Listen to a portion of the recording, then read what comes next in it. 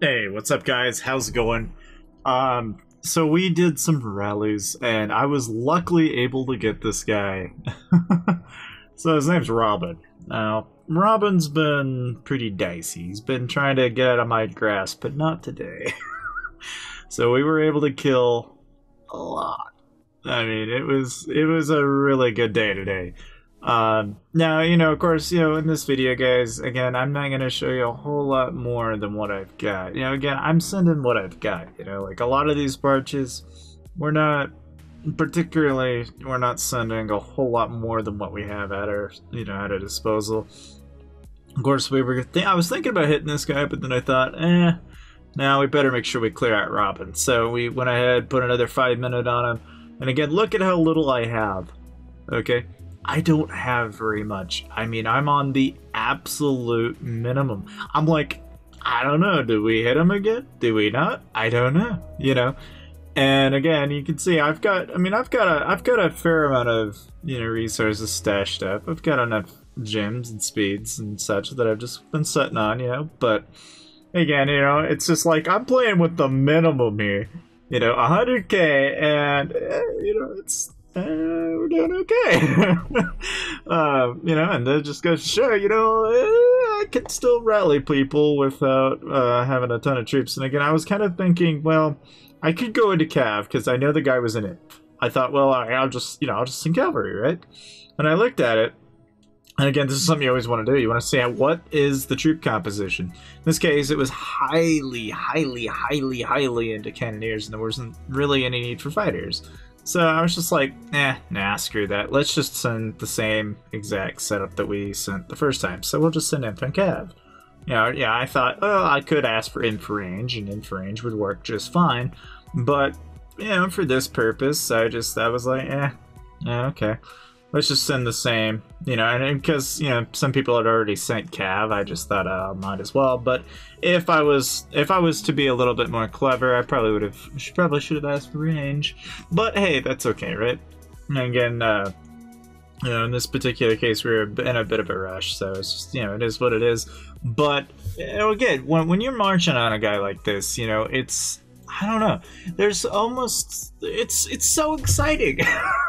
And again, we do these like day in day out. We've been doing these every couple days, and again, you can see I was I don't know.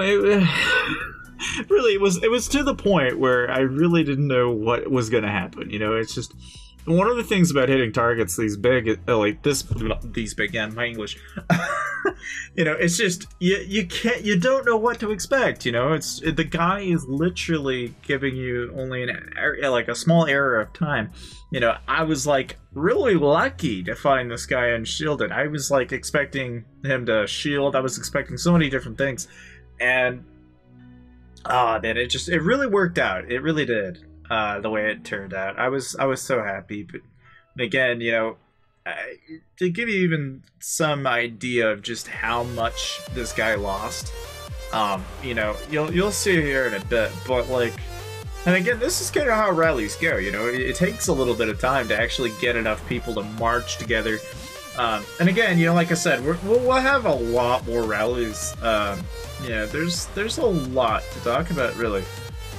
Because later in the day, now of course this is a voiceover, so granted, I will say that much, but essentially they ended up having to go fight me for one of these leaders that I took I think like a couple days ago, and again I'll show it to you here in a bit, but literally these guys would spend up to an hour in a march just waiting, like.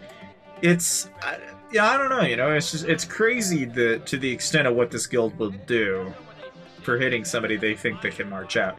And that's the thing that I love about playing with, like, as little as I do right now, is that I can get away with doing some of the most trolling-worthy things, and yet simultaneously I can still zero players. It's like, it's the best thing. Yeah, but again, I was like, yeah, let's stalk this guy, like, let's go get land someday, because that's what we've been doing, we're keeping track, we're checking scouting, we're looking for Thames when he's up live, we're checking his hopes, we're we're keeping an eye on these guys, because again, that's kind of how we got Robin. You know, because again, you know, it's, you know, people are predictable. When you can pay attention to one individual account and just have a group of people, assign them to one person, and just narrow down your targets like that, it makes it pretty darn easy to knock these guys out. And again, shout out to the 129 Alliance. So you guys are noticing both Mad Lions, which is my guild, and again, we're still actively recruiting. So if there are everybody that's watching this video, if you want to join in on these rallies that we're doing here at 129, you are more than welcome to come join us. Because again, we're actively looking for anybody that's 50 million might and above. So if you're a tier 4 player, I mean, all the power to you. But if you have an allied guild and you want to say, hey, let's come knock out C&M together, well, then you're in luck. Because again, the 129 Alliance right now is basically WMP, we've got NFG, we've got a handful of guilds in this kingdom right now that are all our friends. And it's really what made this rally possible. And of course, I was freaking out when oh man, this really literally scared me, because I was afraid that we weren't going to get this march, because, you know, we were literally speeding things up as quick as we could. I was actually tempted to, like, almost wonder if I had to, you know, like, I want to say, like, this is the thing about, like, hitting players, is that you never quite know what's going to happen. You don't know if they're going to shield. But, of course, you know, there are a couple of things to point out that I could have done different. One is I could have put my travel speed gear on. I really didn't pick this up until here as of late, but you can put your travel speed on, that increases that walk speed considerably. And then switch over to Wargame. But, you know, it kind of sealed a sit fate, and he dropped another 500,000. So I added another 5k in there, and then I was like, ah, yes, now I must put the gather speed on. Get that leader. And, you know, of course, I went ahead, grabbed his leader. And again, you know, the thing about it is, right, I was just like, I'm hitting that, you know, I'm hitting that button because I'm like, I'm gonna get him, go. You know, and of course, Boob's Gundam was like on point. He was like, I'm gonna get him too. And I was like, oh, I'm gonna get him first.